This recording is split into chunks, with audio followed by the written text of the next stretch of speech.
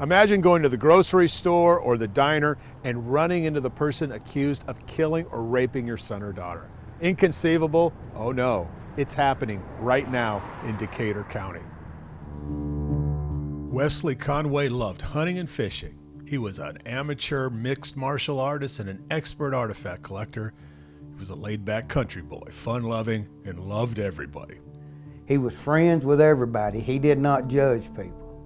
He didn't care if you were a drug addict. He didn't care if you were a Catholic priest. He liked everybody. And I think that was one of his problems. He trusted the wrong people sometimes. 6 people are charged with his murder now. Authorities say some of those killers are connected to the Mexican drug cartel. Because that's the way it was. Mike Conway is a strong man, a man who does anything for his family. He once commuted 11 hours every week to work as a jackhammer on a cooling tower. He finally discovered something too big for him. When police called him to the family barn, his son Wesley was found sitting in his truck, shot in the back of the head. Had just a trickle of blood right here on his jaw, just a trickle. And I just could not imagine what. I thought, what in the world? I can't help him. You know, I mean, you can't help, you can't, it's over, you know. 2 of those at the heart of the murder indictment, Will Crawley and Dustin Lovelace. Despite this horrible crime and the backgrounds of these men, Circuit Court Judge Creed McGinley set their bonds at $25,000 each. Both men were immediately back out on the street. Decatur County Sheriff Byrd says it put the whole county in danger. You're subject to doing most anything. And you know, and I'm sure some of these people probably think, well, what are they going to do, put me in jail? I've been there before, it's not a big deal. Possibly that's what they're thinking.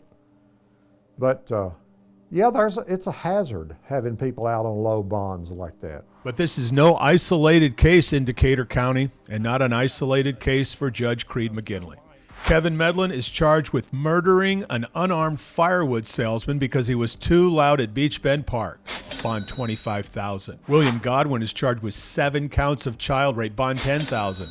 Carlton Garland confessed to kidnapping and raping a child. Bond $25,000. We already told you about the murder charges against William Crawley and Dustin Lovelace. All of these men would normally face $250,000 to $500,000 bond. They were all basically free to go home on $2,500 or less. And in a county of 12,000 people, that is terrifying.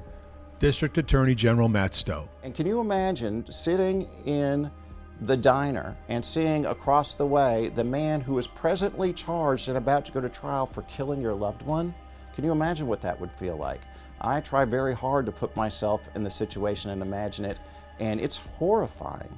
And we're doing everything we can to fight these bonds. But why did the judge do this? Mike Conway wants to know. He'll never forget what Judge McGinley told defendant Lovelace during open court.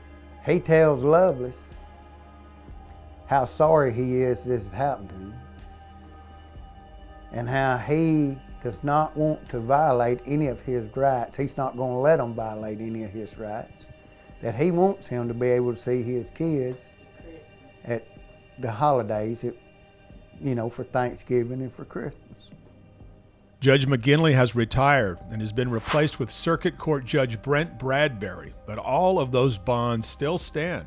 Judge McGinley can't comment on why he set those bonds so low. It's a violation of judicial conduct and can lead to sanctions.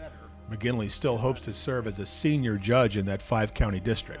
District Attorney Matt Stowe says something has got to change. You know, I've seen the prisoners that are lined up for court watch Judge McGinley give a ruling and then give a standing ovation. I've seen that. And when you're getting a standing ovation from the jailhouse, that should tell you, hey, maybe I'm doing something that other judges aren't doing. Mike Conway's son was murdered 8 years ago. He still waits for justice, but he's upset beyond his own family tragedy. Child rapist, can you believe? I mean, come on. I mean, you know, come on. That's crazy. What is he thinking? Who is he thinking about? There's nothing else he can do to me. I mean, he's wasted 8 years of our lives.